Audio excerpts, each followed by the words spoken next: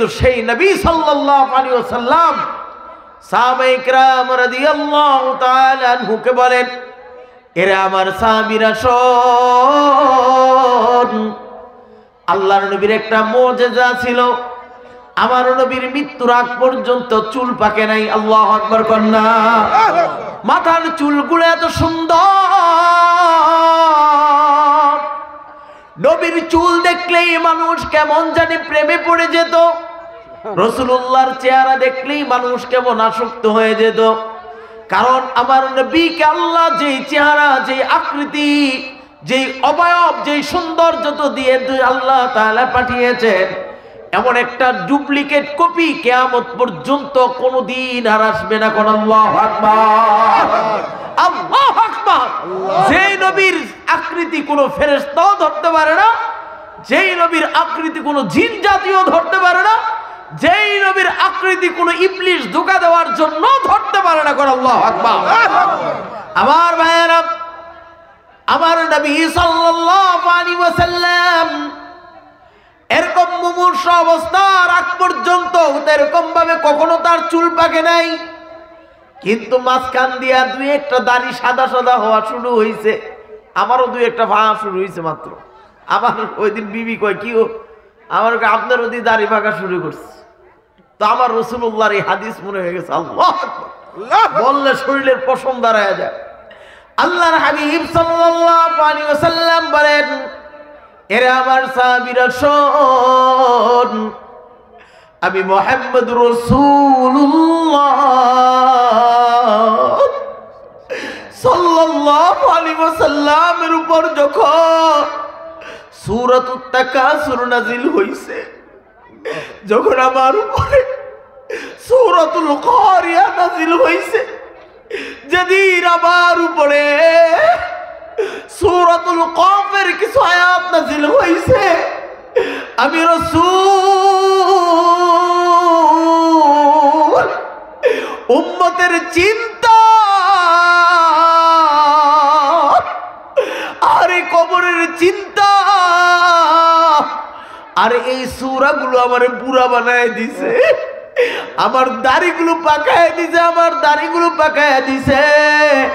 এরে ভাই, যেই নবীর সম্পর্কে আল্লাহর কোরআন বলেছে, মা তাকদ্দামা মিন যামবিহি ওয়া মা তাআখার, আমার নবীর পিছনের সামনের পিছনের সব গুনাহ যেই আল্লাহ মাফ করে দিয়েছেন, সেই সূরা এই সূরাতুত তাকাসুর নাজিল হওয়ার পর আমার নবী টেনশনে পড়ে গেছে, চিন্তা। আমার নবীকে এই সূরার গভীরতা, এই সূরার আলেম আমার নবীর দাড়িগুলোকে পর্যন্ত পাকায় দিছে। আল্লাহু আকবার কন্যা। কেমন সূরা আপনাদের সামনে তেলাওয়াত করছি। আরে আল্লাহু আকবার। জানি না আজকে আপনাদেরকে নিয়ে কি আলোচনা করি। আল্লাহু আকবার। আমার ভাইয়েরা, আমার মা বোনেরা অনেকে আসছেন, বিশেষ করে আমাদের এই মাজিনা গ্রামের অসংখ্য মা বোনেরা অপেক্ষায় থাকে আমি কোথায় প্রোগ্রাম করি, মাহফিল করি। মা বোনেরা অনেক ভালোবাসেন, মহাব্বত করেন, দোয়াও করেন। আমি আপনাদের সন্তান, মাশাআল্লাহ। আজকে আমি আপনাদেরকে সূরাতুত তাকাসুরের তাফসীর শোনাবো বড় খেয়ালের সাথে। এরকম ভাবে আজকের কথা শুনতে হবে। আমার নানা ভাই এখানে বসা আছেন। আমরা পৃথিবীর একটা বন্ধনে সবাই আবদ্ধ হয়েছি। কারো পরিচয় নানা, কেউ পরিচিত হন বাবা, কেউ পরিচিত হয় ভাই, কেউ পরিচিত হয় দাদা, কেউ পরিচিত হয়, এক একজন এক একটা স্তর থেকে পরিচিত হয়। একজন মানুষ কারো কাছে কাকা হয়ে যায়। আমাদের পাশে কে জানি আওয়াজ করতেছে, এই ছেলেরা ওই পর্দার ওই সাইডে যারা আসো সবাই এদিকে আসো, ওখানে আওয়াজ করলে চলবে না, আসো সবাই ভিতরে চলে আসো। আমার ভাইয়েরা, আমরা একজন ব্যক্তি যখন নানা পরিচয় হয়, একজন ব্যক্তি যখন দাদার পরিচয় হয়, একজন কারো কাছে এসে বলে ভাই কেমন আছেন, একজন ব্যক্তিকে আরেকজন এসে বলে আব্বা কেমন আছেন। একজন মানুষ তার কত দিক থেকে আত্মীয়তার বন্ধনে আবদ্ধ হয়, কিন্তু একদিন এমন পৃথিবী এমন নিষ্ঠুর, মৃত্যু এসে সমস্ত আত্মীয় স্বজনের এই ভিতর থেকে আপনাকে থাপ মেরে এরকম ভাবে আপনাকে তুলে নিয়ে যাবে। কথা বলেন ঠিক কিনা?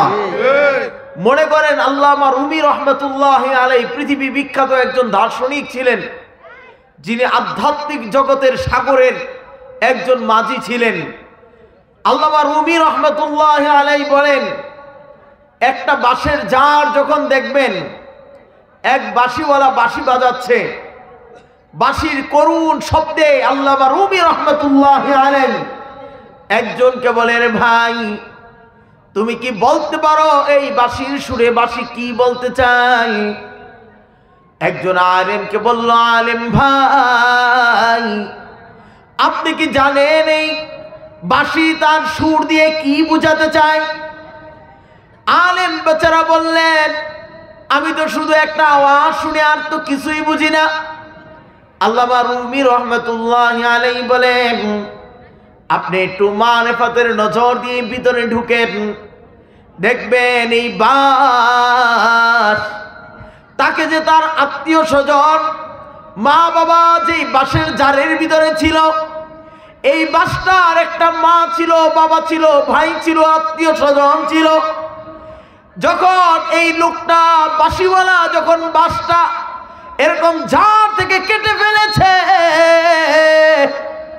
এটাকে টুকরো টুকরো করে আগুনের ভিতরে পোড়া দিয়েছে, একটা কানা ছিদ্র ছিদ্রগুলো করেছে।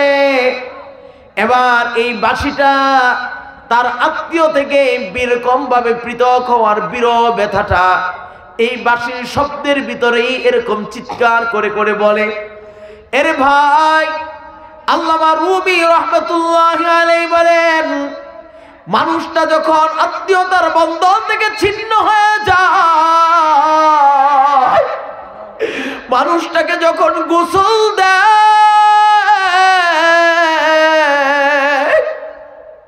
মানুষটাকে যখন এরকম গরম পানি করানো হয়, মশারি টানানো হয়, মসজিদ থেকে খাটিয়াটা যখন বাড়ির কাছে নিয়ে আসা হয়, আরে সবাই মিলে লাশটা যখন বের করে দেয়, লাশটা তখন অসহায়,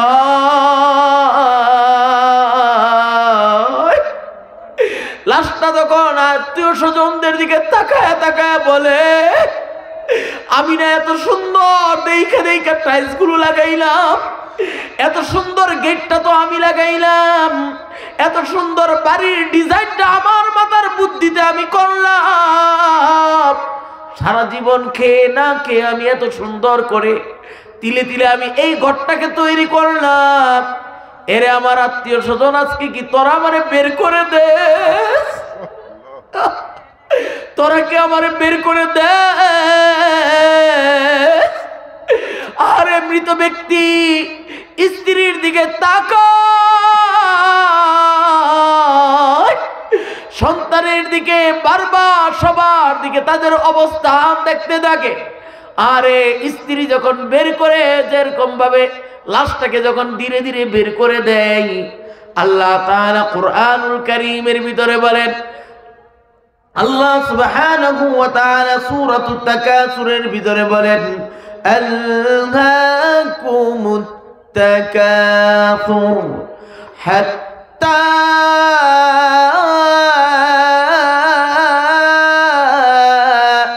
যুরতুমুল মাকাবির। বান্দারে তোমার দুনিয়ার প্রতি এত আউশ, বান্দারে তোমার এত এত চাহিদা, বান্দা তোমার শুধু এরকম লোভ আর লোভ, লোভ আর লোভ। তোমাকে বাড়ি করতে হবে, দোতলা করতে হবে, তিনতলা করতে হবে, গাড়ি করতে হবে। এ বান্দা, তোমার একবারই এখানে, আরেকবারই ওখানে, আরেকবারই গুলশান, আরেকবারই বিভিন্ন জায়গায় করতে হবে। এ বান্দা, তোমার এত লোভ লালসা, বান্দারে ঘরের ভিতরে কোন ধরনের রং লাগাইবা, সোফা কোনটা আনলে বেশি সুন্দর দেখা যায়, বান্দারে তোমার সব কিছু নিয়ে তুমি এত ব্যস্ত। আল্লাহ বলেন, আলহাকুমুত তাকাসুর। মানুষের বিপরে, মানুষের ভিতরে, মানুষের অন্তরে এরকম পৃথিবীর এত চাহিদা, এত চাহিদা। আরে দিন দিন খালি তার চাহিদা বাড়তেই থাকে, বাড়তেই থাকে। যখন সে ছোট্ট থাকে, ধীরে ধীরে চাহিদা থাকে আমি বড় হব কিভাবে, যখন সে ধীরে ধীরে যৌবনে পৌঁছে যায়, অন্য মেয়েগুলোকে কিভাবে আকৃষ্ট করা যায়, নিজেকে কিভাবে সবচেয়ে ফিটফাট করে রাখা যায়, মানুষের ভিতরে ধীরে ধীরে এই চাহিদা ঢুকে যায়। এক পর্যায়ে যখন যুবক হয়ে যায়, তখন বিবাহ শাদী করে সুন্দর বাড়ি করার স্বপ্ন দেখতে থাকে। এরে ভাই, যখন সন্তান হয়ে যায়, সন্তানদের জন্য কিভাবে সুন্দর বাড়ি করে দিবে তার চাহিদা, তার চিন্তা তার ভিতরে ঢুকে যায়। যখন সন্তানের ঘরে নাতি হয়ে যায়, এবার নাতির বিয়ে খাওয়ার নতুন নতুন স্বপ্ন ভিতরে জাগে। আবার নাতির ঘরে পুতি দেখতে চায়। মানুষের খালি এরকম লোভ আর লোভ, মানুষের শুধু আশা দিন দিন শুধু বৃদ্ধি হতে থাকে। আল্লাহ বলেন, জানো জানো তোমার কোন দিন এটা সব ঠিক হয়ে যাবে, তোমার এই লোভ কোন দিন শেষ হবে তুমি জানো? আল্লাহ সূরাতুত তাকাসুরের 2 নম্বর আয়াতে বলেন, হাত্তা যুরতুমুল মাকাবির, যেদিন তোমার কবরের সাথে মোলাকাত হয়ে যাবে, কবরের মাটি যেদিন তোমার বুকের উপরে দিয়ে দেওয়া হবে, কবরের মাটি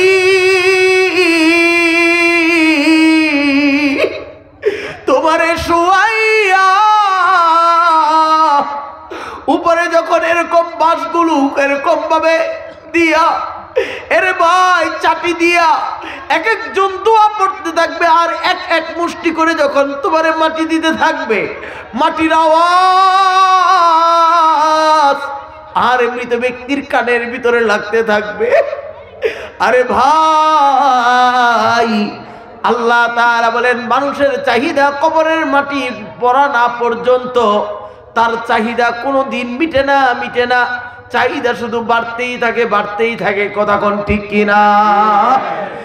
আল্লাহ তাআলা কোরআনে বলেন, আলহাকুমুত তাকাসুরু হাত্তা যুরতুমুল মাকাবির কাল্লা সাওফা তা'লামুন সুম্মা কাল্লা সাওফা তা'লামুন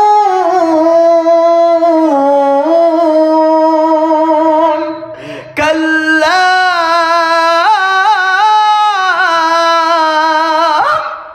লাউ তা'লামুন ইলমাল ইয়াকিন।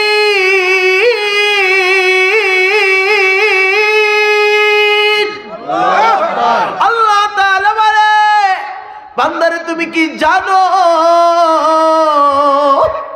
ও আমার পর্দার মা বোনেরা গো, ও মা, আমি আপনাদের সন্তান। মা গো, তোমার দুনিয়ার যত লোভ লালসা, তোমার শাড়ি গয়না কাটির এত আশা আকাঙ্ক্ষা, এ মা, তুমি চুড়ি কিনবা, লিপস্টিক কিনবা, এত সাজসজ্জা করবা, মা গো, তোমার থ্রি পিস, তোমার শাড়ি, মা গো, তোমার যত চাহিদা আছে, আমার আল্লাহ বলেন, হাত্তা যুরতুমুল মাকাবির, যেদিন আপনার কবরের সাথে মোলাকাত হয়ে যাবে মা, সেদিন আপনার আর কোনো চাহিদাই থাকবে না। সমস্ত চাহিদা একদিন শেষ হয়ে যাবে। কথা কোন ঠিক কিনা? পৃথিবী আমার আসল ঠিকানা নয়, মরণে কি দিন মুছে দেবে সকল রঙিন পরিচয়। পৃথিবী আমার আসল ঠিকানা নয়। কথা বলেন ঠিক কিনা? মিছে মানুষের বন্ধন, মিছে মায়া স্নেহ প্রীতি ক্রন্দন, মিছে মানুষের বন্ধন,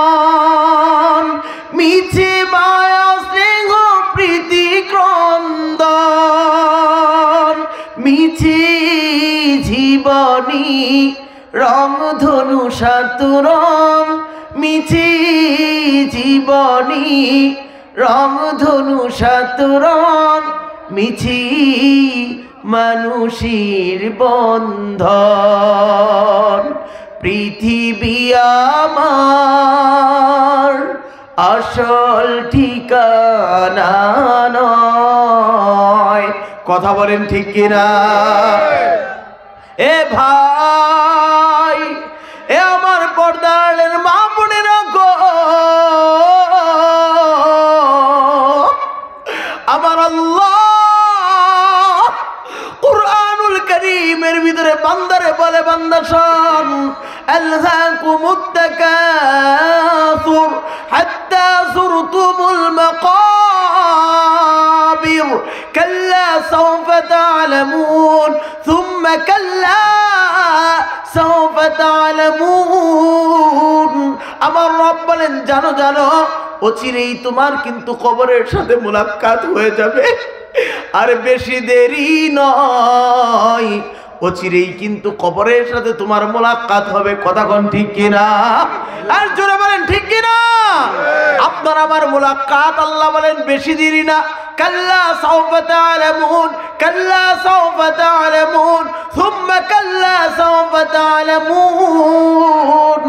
আমার ভাইয়েরা, আল্লাহ তাআলা বলেন অচিরেই তোমার সাথে কবরের মুলাকাত হবে, অচিরেই তোমার সাথে কবরের মুলাকাত হয়ে যাবে। মাশাআল্লাহ, আমাদের জাহাঙ্গীর ভাই আমাদের বাজারের ভালো ব্যবসায়ী, অত্যন্ত আমাদের মহাব্বতের মানুষ, মাশাআল্লাহ আসছেন। আল্লাহ তাআলা নেক হায়াতে তয়্যিবা দান করুক, মাশাআল্লাহ আমিন বলেন না? মাশাআল্লাহ, জাযাকাল্লাহ, বারাকাল্লাহ। শুনেন, আজকে আপনাদেরকে এই আয়াতের তাফসীরটা এই জন্য শোনাচ্ছি, এই সূরাটা গভীরে গেলে ইনশাআল্লাহ মূল আলোচনা বুঝবেন। আমার ভাইয়েরা, আমরা কি মনে করি? আল্লাহ তাআলা তাফসীরে এখানে কোরআনের আয়াতে বলেন কাল্লা সাওফা তা'লামুন, অচিরেই কিন্তু তোমাদের মুলাকাত হবে কবরের সাথে। আচ্ছা, এই কথাটা কতটুকু বুঝেন যে অচিরেই মানে কেন বললেন আল্লাহ? আমার ভাইয়েরা, আপনার আমি জানি, একবার স্পষ্ট ভাষায় বুঝে নেন, মসজিদের আজান যখন হয়ে যায় 15 মিনিট পরেই জামাত তৈরি হয়ে যায়। কথা কোন ঠিক কিনা? আর যখন একামত হয়ে যায় তখন কিন্তু আর 1 মিনিটও কারোর জন্য অপেক্ষা করা হয় না। একামতের সাথে সাথেই কিন্তু তাকবীরে তাহরিমা বেঁধে ফেলে। কথা কোন ঠিক কিনা? আমার ভাইয়েরা রে, আমার আল্লাহ যে বললেন কাল্লা সাওফা তা'লামুন সুম্মা কাল্লা সাওফা তা'লামুন। আল্লাহ তাআলা যে বললেন তুমি অচিরেই কবরের সাথে তোমার মুলাকাত হয়ে যাবে। কারণ কি রে ভাই? তোমার বাবার জন্মের পর আজান হয়ে গেছে, ডান কানে আজান, বাম কানে একামত হয়ে গেছে। এরে ভাই শোন, এখন শুধু বাকি তোমার আমার জানাজার নামাজ। কথা কোন ঠিক কিনা? এরে ভাই, জানাজার নামাজে কোনো আজান হয় না, জানাজার নামাজে কোনো ইকামত হয় না। এ ভাই, কারণটা কি জানো? কারণ জানাজার আজান তো তোমার জন্মের পরেই তোমার কানের ভিতরে দিয়া দিছে, ইকামত তোমার কানের ভিতরে দিয়া দিছে। এখন শুধু তোমার আমার জানাজার নামাজটা বাকি। কথা কোন ঠিক কিনা? এই জন্য আমার আল্লাহ বলেন আলহাকুমুত তাকাসুর হাত্তা যুরতুমুল মাকাবির কাল্লা সাওফা তা'লামুন সুম্মা কাল্লা সাওফা তা'লামুন কাল্লা লাউ তা'লামুন ইলমাল ইয়াকিন। আমার আল্লাহ তাআলা বলেন তুমি জানো বান্দা, তুমি যেদিন কবরের ভিতরে চলে আসবা, দুনিয়ার কেউ এরকম ভাবে ইয়াকিন থেকে আর বাইরে থাকবে না। সমস্ত মানুষগুলো ঈমানদার হয়ে যাবে, সমস্ত মানুষগুলো আল্লাহর উপরে বিশ্বাসী বলা হয়ে যাবে। কাফের, বেঈমান, হিন্দু, বৌদ্ধ, খ্রিস্টান সব কটা যখন কবরে চলে যাবে, সব কটার ঈমান তখন আর বাকি থাকবে না। সবাই মিললে এক রবের কথা এরকম ভাবে মনে করা শুরু করবে। কারণ কি জানেন? কারণ যারা কবর বিশ্বাস করতো না, কিন্তু মৃত্যুর পরে গিয়ে যখন দেখবে, আল্লাহ বলেন কাল্লা লাউ তা'লামুনা ইলমাল ইয়াকিন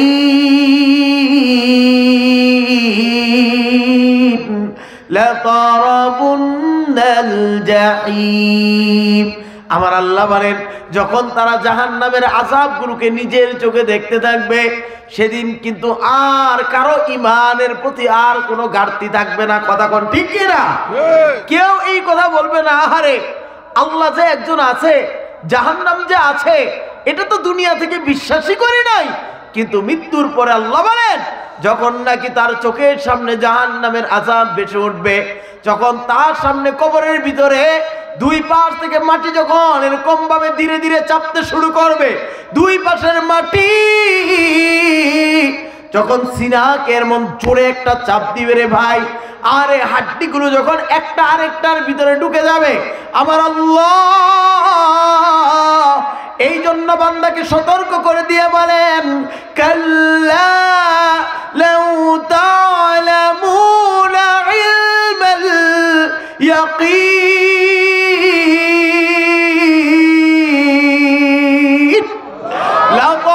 লাতারাবুন্নাল জাহিম।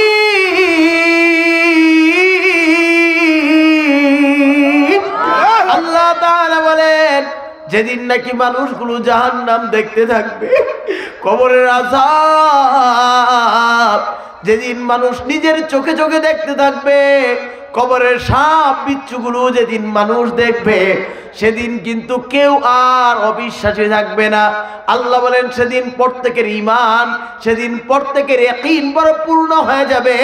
আল্লাহ তাআলা বলেন লান তারাবুন্নাল জাহিম সুম্মা লাতারাউন্নাহা আইনাল ইয়াকিন। আল্লাহু আকবার কর। সেদিন মানুষের ইয়াকিন হবে আইনে ইয়াকিন, যে ইয়াকিনের ভিতর আর কোনো সন্দেহ থাকবে না। এই মৃত্যুর পরে গিয়ে যদি দেখে, আহারে আহারে ওলামায়ে কিরাম যা বলেছিল, আমার নবী আমাকে দাওয়াতের মাধ্যমে যা বলেছিল, আরে আমি যে বিশ্বাস করি নাই, কিন্তু এখানে এসে তো দেখি সব আছে। কথা কোন ঠিক কিনা? সেদিন কি অবস্থা হবে আপনার আমার কোন তো দেখি, সেদিন কি অবস্থা হবে ভাই? আপনি একটা বার চিন্তা করেন সেদিন আপনার কি অবস্থা হবে। সেদিন আমি ইমদাদুল্লাহ হাশিমি, আপনাদের সন্তান, আরে আমার কি অবস্থা হবে,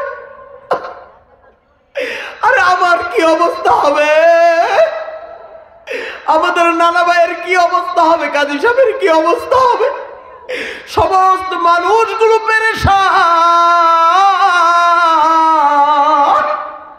এরে ভাই এই দিনটা তোমার আমার সামনে আসবে রে ভাই, বাঁচতে পারবা না, বাঁচতে পারবা না, বাঁচার কোনো উপায় নাই।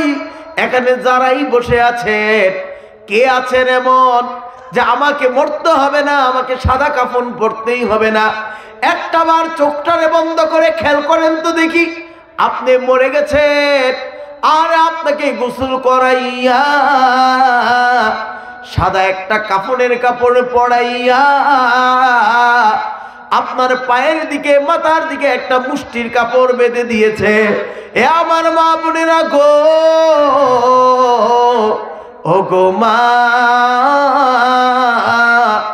মনে মনে একটু কল্পনা করে দেখেন গো মা, আপনাকে যদি এমন একটা সাদা কাপড় দিয়ে মুষ্টি বাঁধা রাখছে, মা গো, বাঁচার তো উপায় নাই।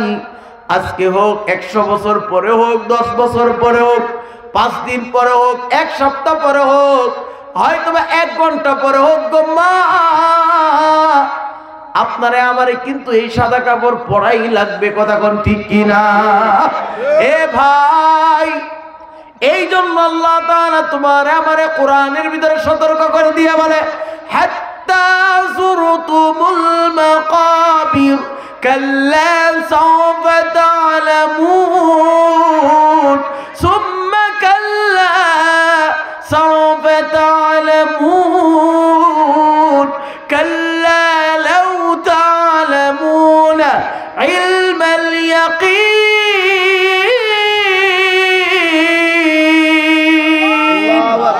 লাতারাবুন্নাল জাহিম সুম্মা লাতারাবুন্নাহা আইনাল ইয়াকিন সুম্মা লাতুসআলুন্না ইয়াউমাইযিন আনিন নাঈম। আমার আল্লাহ বলেন, এ বান্দা তুমি কি জানো আমি আল্লাহ তোমার কাছে প্রশ্ন তুলে ধরবো, প্রত্যেকটা প্রশ্ন জিজ্ঞাসা করব, আমার প্রশ্নের উত্তর ছাড়া এক কদম সামনে অগ্রসর হওয়ার কোনো সুযোগ নাই। জোরে বলেন সুযোগ নাই। আমার ভাইয়েরা, যারা যত বেশি মৃত্যুকে যে যত বেশি ভয় করে, মৃত্যুর ভয় যার ভিতরে যত বেশি ঢুকে যায়, ওই লোকটা অত বেশি আল্লাহর ওলি হয়ে যায়, আল্লাহর মারিফাত অর্জন করে। দুনিয়া ধীরে ধীরে তার থেকে এরকম ভাবে দুনিয়ার সুখ স্বাচ্ছন্দ্য আর মজা লাগে না। আমার ভাইয়েরা, আপনারা জানেন পৃথিবী বিখ্যাত একজন আল্লাহর ওলি ছিলেন হযরতে রাবিয়া বসরিয়া রাহমাতুল্লাহি আলাইহি। কথা কোন ঠিক কিনা? পৃথিবী বিখ্যাত একজন এরকম আল্লাহর ওলি ছিলেন, আবেদ ছিলেন, জাহেদ ছিলেন। জাহেদ ফি দুনিয়া, দুনিয়ার অমুখাপেক্ষী যিনি ছিলেন তার নাম রাবিয়া বসরিয়া। কথা কয় না ঠিক না? আজকে শুনেন, আপনাদের সামনে এই ঘটনা তুলে ধরতে চাই। আল্লাহু আকবার। আমার ভাইয়েরা, রাবিয়া বসরিয়া রাহমাতুল্লাহি আলাইহি, তার এরকম ভাবে মামা ছিলেন, আপন মামা হযরতে খাজা আব্দুল কাদের জিলানী রাহমাতুল্লাহি আলাইহি। পৃথিবী বিখ্যাত এরকম ভাবে ওলি কুলের শিরোমণি যাকে বলা হয়। আল্লাহু আকবার বলেন না? এত বড় আল্লাহর ওলি, তার ভাগ্নে হচ্ছেন এরকম ভাবে রাবিয়া বসরিয়া। রাবিয়া বসরিয়া আল্লাহর প্রেমে পাগল, সারাক্ষণ ইবাদতে মগ্ন থাকে। আরে বিয়ে শাদীর কথা একবারই ভুলে গেছেন, বিয়ে করতেই চায় না। কেউ প্রস্তাব দিবে ভয় পায়। রাবিয়ার কাছে কে বিয়ের প্রস্তাব নিয়ে যাবে? কারণ তার যেই তাকওয়া, তার যেই পরহেজগারি, তাকে এই কথা বলার মতো হিম্মত কারো নাই। সবাই মিলে পরামর্শ করলেন, চলো আমরা এরকম ভাবে তার মামা আব্দুল কাদের জিলানী রাহমাতুল্লাহি আলাইহির মাধ্যমে রাবিয়ার কাছে বিয়ের প্রস্তাব পাঠাবো। স্বামী কে হবে? স্বামী হচ্ছে তৎকালীন জমানার সবচেয়ে বড় আলেম ছিলেন, সবচেয়ে বড় স্বপ্নের ব্যাখ্যাকারক ছিলেন আল্লামা ইবনে সিরিন রাহমাতুল্লাহি আলাইহি। আল্লাহু আকবার কন্যা। পৃথিবী বিখ্যাত স্বপ্নের ব্যাখ্যাকারক ছিলেন আল্লামা ইবনে সিরিন রাহমাতুল্লাহি আলাইহি। উনির মতো এত বড় আলেম, আল্লাহু আকবার, মানে জগৎ বিখ্যাত বড় আলেম। আমার ভাইয়েরা, এই আলেমের সাথে রাবিয়ারে বিয়ে দেওয়া যায় কিনা প্রস্তাব নিয়ে কে যাবে? সাহস তো কেউ করে না। আব্দুল কাদের জিলানী রাহমাতুল্লাহি আলাইহির মাধ্যমে প্রস্তাব এরকম ভাবে বাড়িতে পাঠানো হলো। এবার মামা আব্দুল কাদের জিলানী রাহমাতুল্লাহি আলাইহি ঘরে প্রবেশ করার আগে সালাম দিলেন, আসসালামু আলাইকুম ওয়া রাহমাতুল্লাহ। রাবিয়া, আমি তোমার মামা আব্দুল কাদের কথা বলার জন্য আসছি। ও আমার ভাগিনী, তোমার সাথে পরামর্শ করতে চাই, কথা বলতে চাই। এরকম ভাবে ভাগিনী পর্দার আড়াল থেকে নিচু গলায় আস্তে করে উত্তর নিয়ে বলেন, মামা জান আসেন। মামা যখন ঘরে প্রবেশ করলেন, এরকম ভাবে রাবিয়ার সাথে কথা বলা শুরু করলেন। মা কেমন আছো? তোমার শরীর কেমন আছে? দু একটা কথা প্রশ্ন করেই এবার বললেন, আমি যেই উদ্দেশ্যে এসেছি উদ্দেশ্যটা তোমাকে বলতে চাই। তোমার আমলের বেঘাত যাতে না হয়, তোমার সাথে একটু এরকম ভাবে বলতে চাই। এবার আব্দুল কাদের জিলানী রাহমাতুল্লাহি আলাইহি বলেন, রাবিয়া শোনো, নবী আলাইহিস সালাতু ওয়াস সালামদের সুন্নাহ হচ্ছে বিবাহ করা। এরকম ভাবে আন-নিকাহু নিসফুল ঈমান, আর বিবাহ তো ঈমানের অর্ধেক। এ রাবিয়া, পর্যাপ্ত পরিমাণ বয়স হয়েছে, তুমি সাবাল্যেগ হয়েছ, বড় হয়েছ, রাবেয়া তোমার জন্য বিবাহের প্রস্তাব নিয়ে আসছি। এই বর্তমান সময়ের সবচেয়ে বড় আলেম আল্লামা সিরিনের সাথে তোমার বিবাহ দিতে চাই, এই ব্যাপারে তোমার সম্মতি নেওয়ার জন্য আসছি। কথা বুঝছেননি আপনারা? হ্যাঁ, দেখেন কত আশ্চর্যের বিষয়। এই ব্যাপারে তোমার সম্মতি নেওয়ার জন্য আমরা আসছি, আমি আসছি। আমার ভাইয়ারা রে, কিতাবের ভিতরে লেখছে রে ভাই, হযরত রাবিয়া বসরিয়া রাহমাতুল্লাহি আলাইহি মামার একটা এরকম ভাবে হাউমাউ করে এরকম ভাবে কান্না শুরু করে দিছে। মামা প্রশ্ন করে, রাবিয়া কাঁদো কেউ মা? আর আমি তো তোমার কাছে বিবাহের প্রস্তাব দিছি, বিষয়টা কি কাঁদো কেন? তোমার কি কাউকে পছন্দ আছে? তোমার কোনো মত আছে? আমাকে বলতে পারো, বলো তো দেখি। হযরত রাবিয়া বসরিয়া রাহমাতুল্লাহি আলাইহি মামারে বলেন, মামা জান, আমি 4টি প্রশ্নের কারণে, 4টা বিষয়ের কারণে আমার সব সময় মাথার ভিতরে টেনশন। আপনি এই 4টা বিষয়ের উত্তর যদি আমাকে দিতে পারেন, এই 4টা বিষয়ের জিম্মাদারি যদি আপনি নিতে পারেন, আমি আপনার প্রস্তাব গ্রহণ করে নিব, আমার কোনো সমস্যা নাই। মামা আব্দুল কাদের জিলানী রাহমাতুল্লাহি আলাইহি বলেন, ভাগ্নি বলো তো বিষয়টা কি? এইবার রাবিয়া বসরিয়া রাহমাতুল্লাহি আলাইহি বলেন, মামা জান, আমি কিতাবের ভিতরে পড়েছি আমার আল্লাহ মানুষকে যখন তৈরি করে দুনিয়ায় পাঠায়, তার এই ছোট্ট কপালটার ভিতরে আমার আল্লাহ নিজের হাতেই লিখিয়ে দেয় এরকম সাঈদুন অর্থ সৌভাগ্যশীল, আম শাকিয়ুন অর্থ হলো এরকম ভাবে পোড়া কপাল। শাকিয়ুন অর্থ কি? বদ কপাল। আর সাঈদুন অর্থ হলো সৌভাগ্যশীল। সাঈদুন আল্লাহ তাআলা লিখে দেয়, সাঈদুন লোকটা সৌভাগ্যশীল। আরেকটা কপালও লেখা থাকে শাকিয়ুন, অর্থ হলো বদবখত, কমিনা, সে জাহান্নামের লাকড়ি হবে। হযরত রাবিয়া বসরিয়া রাহমাতুল্লাহি আলাইহি মামারে প্রশ্ন করে, মামা জান, আমি আপনার কাছে উত্তর চাই, আপনি আমারে বলে দেন। আবার আল্লাহ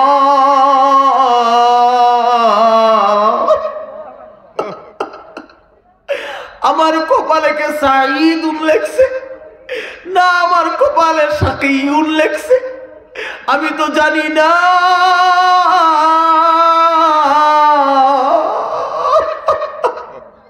আমি তো জানি না মামা গো, আপনি যদি বলতে পারেন আমি সাঈদুন না শাকিয়ুন, আমি কি নেককার, আমি কি সৌভাগ্যশীল না আমি বদকার, আপনি যদি বলতে পারেন আমার কোনো সমস্যা নেই, আপনার থেকে উত্তরটা চাই। এ মামা, আমার 2 নাম্বার সবচেয়ে বেশি যেই টেনশনে থাকি, আমি জানি না, আমি জানি না মৃত্যুর সময় মানুষের ঈমান নসিব হতেও পারে, আবার নাও হতে পারে। কথা কোন ঠিক কিনা? আর জীবনে কত আল্লাহর ওলির ঘটনা পড়ে দেখেন, সারা জীবন এরকম গুনার কাজে কাটিয়েছেন। আমার আল্লাহ শেষ জীবনে পুরা জীবনটা পরিবর্তন করে দিয়া আল্লাহ তাআলা তার ওলি বানায় নিছেন। কথা কোন ঠিক কিনা?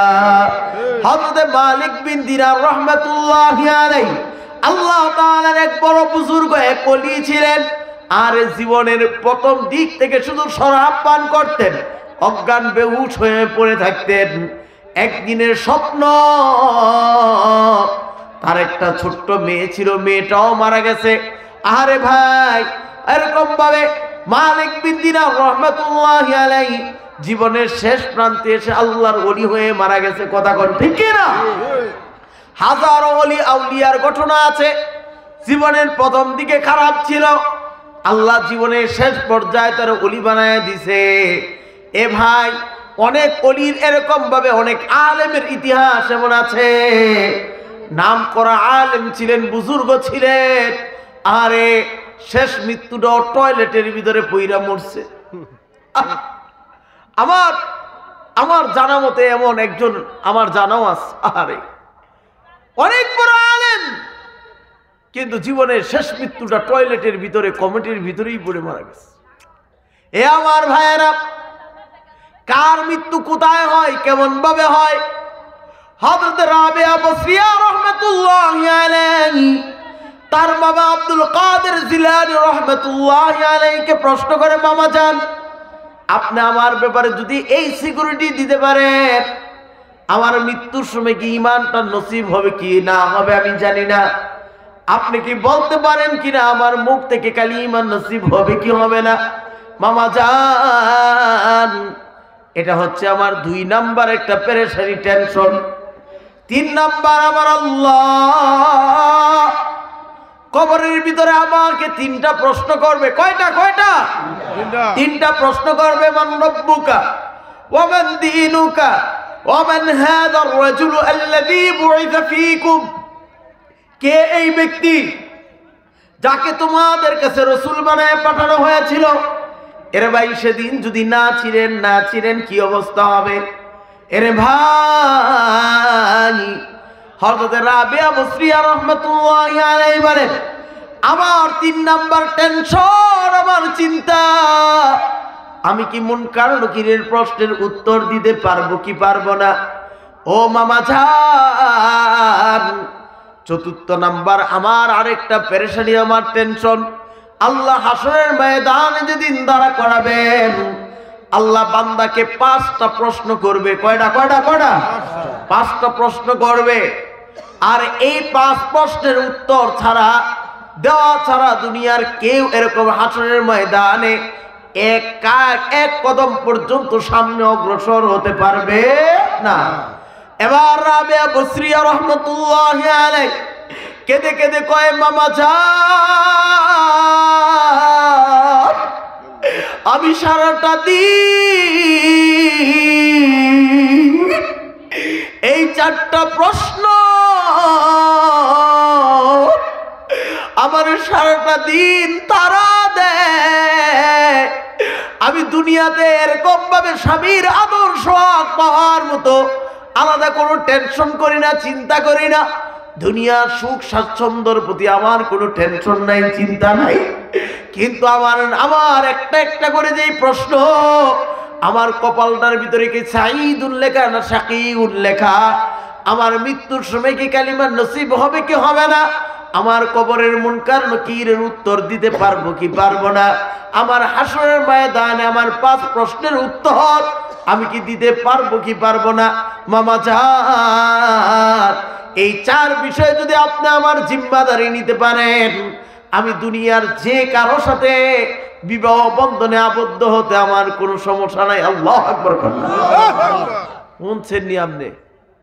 আমরা আছি, আব্দুল কাদের জিলানী রাহমাতুল্লাহ আলাইহি বলে, আহারি আমরা রাবিয়ারে বাপদাসি হেরে বিয়া শাদি দিয়া তাড়াতাড়ি কেরমু, আর রাবিয়া সে আছে কোন আল্লাহর মারিফাতে, কোন জগতে। আল্লাহু আকবার করেন, বুঝছেন না? রাবিয়া বসরিয়া রাহমাতুল্লাহি আলাইহি আব্দুল কাদের জিলানী রাহমাতুল্লাহ আলাইহি বলেন, ভাগিনী, তুমি আমার যে প্রশ্ন করছো, আরে আমি আব্দুল কাদেরও তো জানি না যে আমার কি অবস্থা হয়। আল্লাহর ওলিরা নিজেদেরকে কত ছোট মনে করতেন। আরে যে আল্লাহর ওলিরা, যাদের ব্যাপারে আল্লাহর কুরআন স্পষ্ট ঘোষণা দিয়ে বলেছে, ইন্না আউলিয়া আল্লাহি লা খাউফুন আলাইহিম ওয়ালা হুম ইয়াহজানুন।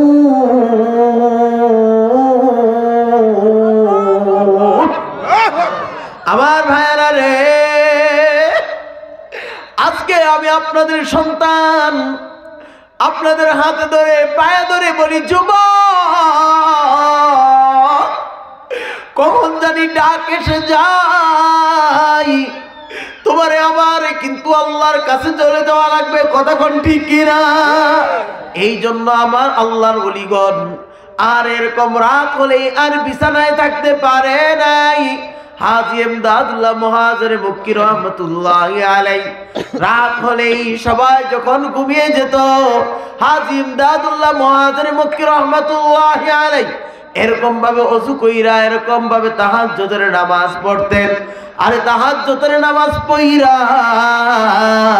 মাওলার কাছে হাত তুলে কাঁদতো আর বলতো, হর তামান্না দিল সে রুখসত হো গয়ি, अब तू आजा अब तू खिलवत हो गई, हर तमन्ना दिल से रुखसत हो गई, अब तू आजा अब तू खिलवत हो गई, बता हमको तेरे राह किस तरह है, तेरे राह पर चला हमको खुदाया।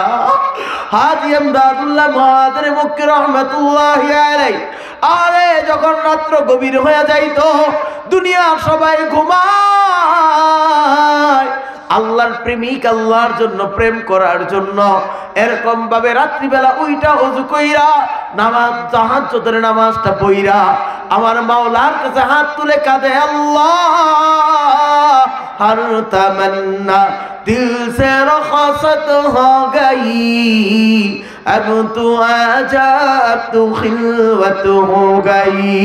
ए अल्लाह সকাল হলে বউ বলে এটা দাও, সন্তান বলে এটা দাও, সমাজের মানুষ এটা চায় ওটা চায়, আল্লাহ সারাদিন এই কলবটার ভিতরে দুনিয়ার পেরেশানিতে ব্যস্ত থাকে। আল্লাহ রাত্র গভীর হয়ে গেছে, দুনিয়া সবাই ঘুমিয়ে গেছে, আমি আল্লাহ আপনার জন্য সজাগ, মাওলা গো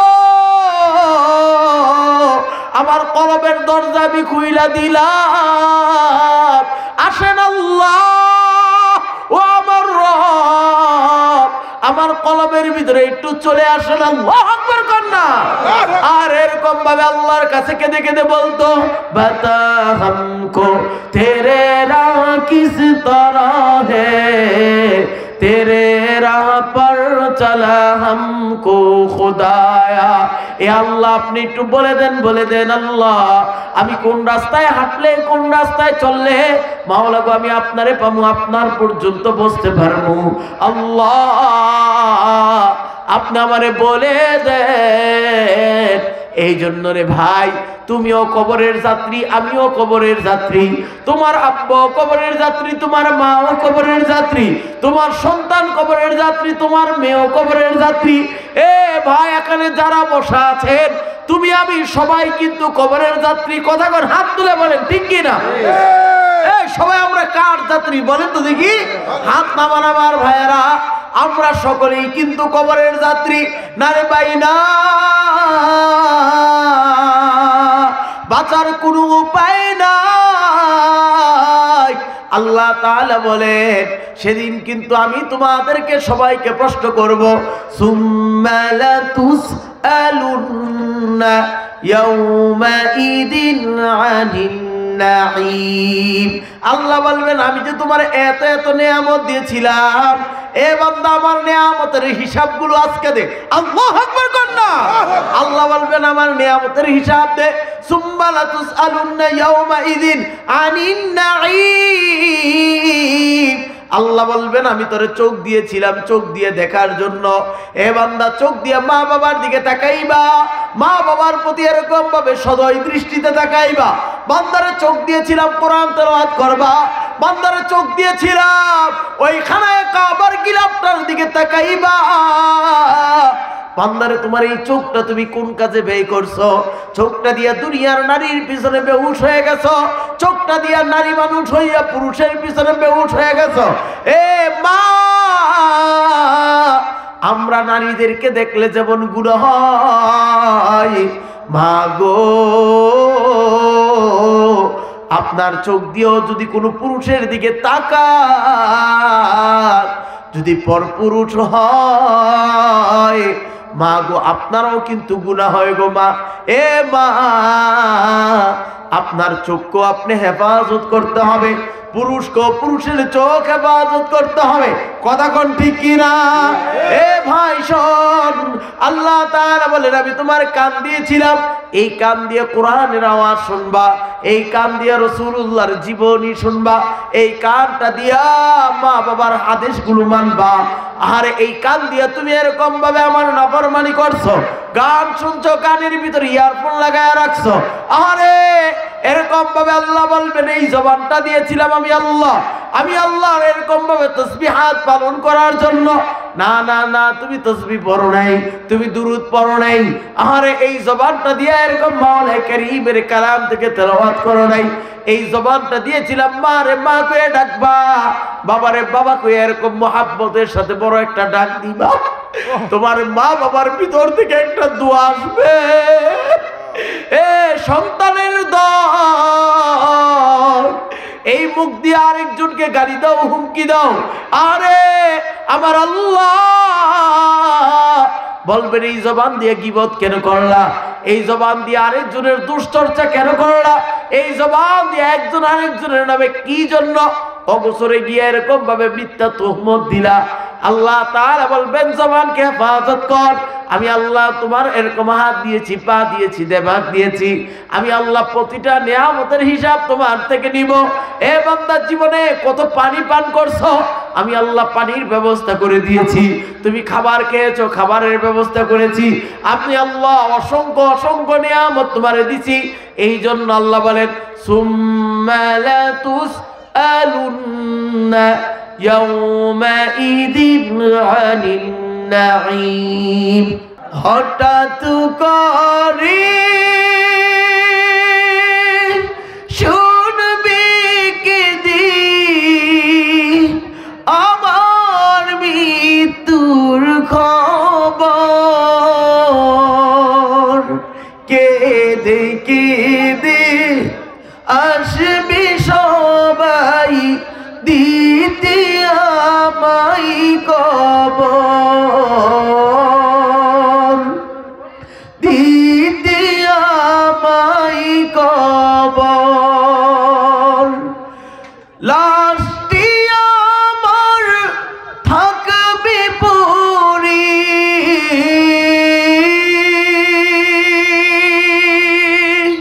লাশটি আমার থাকবে পড়ে বাড়ির আঙিনায়, মুখের কাপড় উঠাই সবাই কাঁদবে যে হাই হাই, ওরে মুখের কাপড় উঠাই সবাই কাঁদবে যে হাই হাই, ওরে এই কাঁদা যে লাভ হবে না, ভয়ঙ্কর বড় ওই কবর।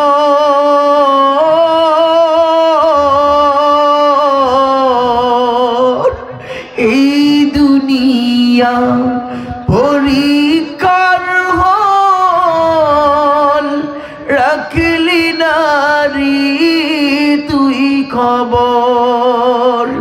এই দুনিয়া পরীক্ষার হল, রাখলি নারী তুই খবর। কথা কোন ঠিক কিনা? কোটি টাকার গাড়ি বাড়ি, লক্ষ টাকার গয়না শাড়ি, কোটি টাকার গাড়ি বাড়ি, লক্ষ টাকার গয়না শাড়ি, কি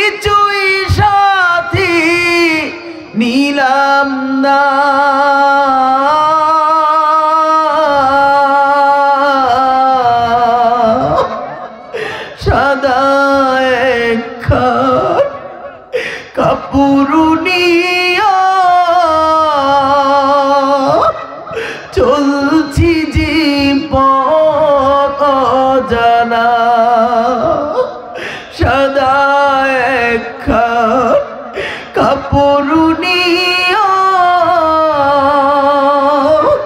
চলছি জীবন অজানা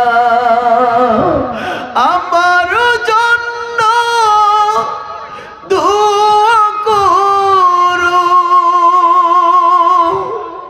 আমার জন্য দোয়া করো শান্তি হই যেন মোর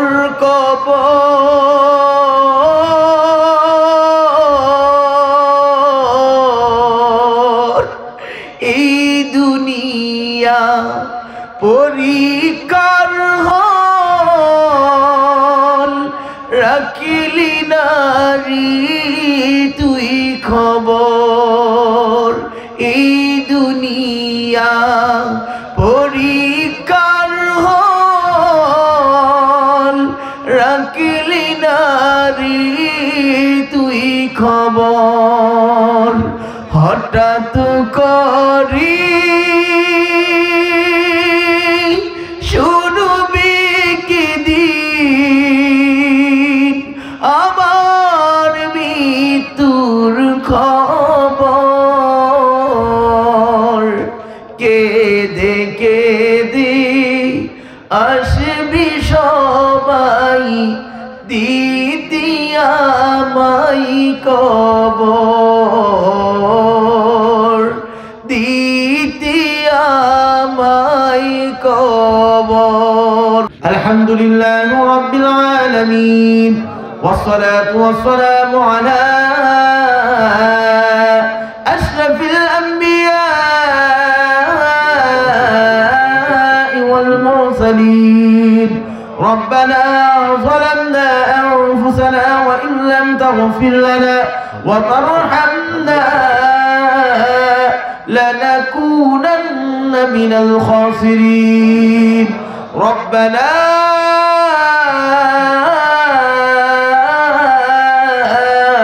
فاغفر لنا ذنوبنا وكفر عنا سيئاتنا وتوفنا مع الأبرار رب كريم الله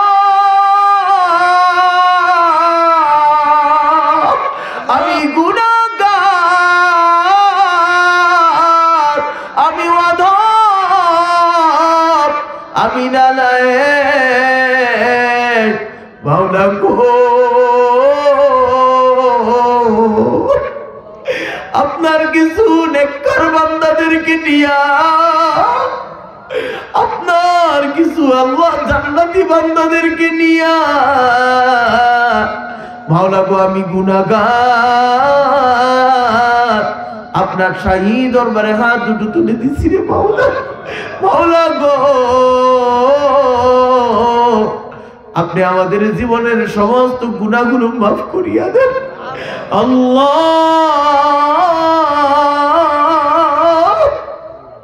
আমাদের কবিরা সগীরা গুনাহ মাফ করিয়া দেন আমাদের জাহিরি বাতিনি গুনাহ মাফ করিয়া দেন আল্লাহ আমাদের শিরকি বিদআতি গুনাহ মাফ করিয়া দেন মাওলা গো নফসের দোকায় পড়ে শয়তানের দোকায় পড়ে ইচ্ছায় অনিচ্ছায় যত প্রকার অন্যায় অপরাধ করেছি মাওলা আপনার রহমান রহিম গফফার সত্তার নামের উসিলায় আপনার হাবিবের নামের উসিলায় মাওলা গো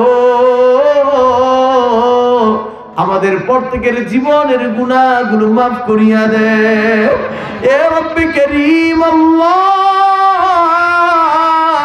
আমাদের আব্বা আম্মার জীবনের গুনাহ মাফ করিয়া দেন মাওলা গো আমাদের আব্বা আম্মার জীবনের গুনাহ মাফ করিয়া দেন আল্লাহ আমাদের ভাই বোনদের গুনাহ মাফ করিয়া দেন আল্লাহ আমাদের আত্মীয় স্বজনদের গুনাহ মাফ করিয়া দেন আল্লাহ আমাদের এলাকাবাসীর গুনাহ মাফ করিয়া দেন মাওলা গো সারা বিশ্বের উম্মতে মুহাম্মাদীর গুনাহ আপনি মাফ করিয়া দেন। হে রব্বে করিম আল্লাহ, আমাদের এই মজমার ভিতরে কার জানি বাবা নাই, কার জানি মা নাই। আল্লাহ আমাদের মা বাবারা না খাইয়া আমাদেরকে খাওয়াইছে। আমাদের মা বাবা কত কষ্ট কইরা লালন পালন কইরা আমাদের বড় করছে। আল্লাহ আমার নূর ভাইয়ের বাবা নাই, আমার ভাইয়ের যদি আব্বা বেঁচে থাকতো নাতিটারে দেখলে কত খুশি হইতো মাওলা। আল্লাহ আমার ভাইয়ের কবর, আমার ভাইয়ের আব্বার কবরটাকে আল্লাহ আপনি নূর দ্বারা পরিপূর্ণ করিয়া দেন। আল্লাহ আমার ভাইয়ের মা বেঁচে আছেন, আল্লাহ আপনি তার মারে আপনি হায়াত বারাকা দান করেন, সিহাত আফিয়াত দান করেন, পরিপূর্ণ সুস্থতার নিয়ামত দান করেন। আল্লাহ আমাদের সাজিদ হাসানের জন্য আজকে দোয়ার আয়োজন, আল্লাহ আমাদের সাজিদকে আল্লাহ আপনি হাফেজ আলেম মুফতি মুফাসসির বানায়া দেন। আল্লাহ আপনার রহমতের চাদর দিয়ে আপনি ছেলেটাকে হেফাজত করেন মাওলা গো। এখানে কত ভাই হাত তুলেছে মাওলা, আল্লাহ কার জানি মা নাই বাবা নাই, অনেকে নিজের হাতে মা বাবার কবরে মাটি দিছে মাওলা। মাওলা গো, মা বাবার কবরে মাটি দেওয়া যে কত কঠিন। যার মা নাই, যার বাবা নাই, সে বুঝে মা বাবার কবরে মাটি দেওয়া কত কঠিন মাওলা। আল্লাহ যাদের মা বাবা নাই, মা বাবার কবরকে নূর দ্বারা পরিপূর্ণ করিয়া দেন, জান্নাতের বিছান কবরে বিছায়া দেন, জান্নাতের সাথে কবরের সাথে একটা নহর জারি করিয়া দেন। হে রব্বে করিম আল্লাহ, আমাদের যাদের মা বাবা এখনো দুনিয়ার জমিতে জীবিত আছে, আল্লাহ আমাদের মা বাবার আপনি হায়াত বারাকা দান করেন, সিহাত আফিয়াত দান করেন, সুস্থতার নিয়ামত দান করেন। আল্লাহ আমার নানা ভাই, আল্লাহ তার আব্বা জান জনাব আব্বাস সাহেব আল্লাহ হাসপাতালে ভর্তি অসুস্থ হয়ে আছে মাওলা। আল্লাহ পরিপূর্ণ সেবায়ে কামিলা আজলা দান করেন আল্লাহ। আল্লাহ অনেক ভাই দোয়া চেয়েছে মাওলা, আমি তাদের নাম জানি না, আল্লাহ আপনি তো জানেন। আল্লাহ আপনি প্রত্যেকের দিলের নেক তামান্না পূরণ করিয়া দেন। আল্লাহ আমার জাহাঙ্গীর ভাই এখানে বসা আছে মাওলা গো, আমার জাহাঙ্গীর ভাই বড় বড় দিলের মানুষ মাওলা। আল্লাহ আমার ভাইয়ের ব্যবসা বাণিজ্যে বরকত দান করেন। আল্লাহ আমার ভাইয়ের খানদানের ভিতরে বারাকা দান করেন। আল্লাহ বিশেষ করে নূর ভাই তাদের খানদানের ভিতরে বরকত দান করেন। আল্লাহ ভাই ভাইয়ের ভ্রাতৃত্বের বন্ধনকে মজবুত করিয়া দেন মাওলা গো। আমার মা বোনেরা হাত তুলেছে, গ্রামবাসী হাত তুলেছেন, আল্লাহ আপনি প্রত্যেকের দিলের নেক তামান্না পূরণ করিয়া দেন। আল্লাহ আমাদের কাজী শফিকুল সাহেবের মাদ্রাসার ছাত্রীরা পড়ে পরীক্ষা দিচ্ছে, আল্লাহ মেয়েগুলোকে উত্তীর্ণ হওয়ার তৌফিক দান করেন। আল্লাহ এই প্রতিষ্ঠানটাকে কবুল করিয়া লন। আল্লাহ এখানে যারা যেই নিয়তে হাত তুলেছে, আল্লাহ আপনি প্রত্যেকের দিলের নেক তামান্না আপনি পূরণ করিয়া দেন। রব্বির হামহুমা কামা রাব্বায়ানি সগীরা ওয়া সাল্লাল্লাহু তাআলা আলা খায়রি খালকিহি ওয়া নূরি আরশিহি মুহাম্মাদিন ওয়া আলিহি ওয়া আসহাবিহি ওয়া বারাকা ওয়া সাল্লামা বিরহমাতিকা ইয়া আরহামার রাহিমিন।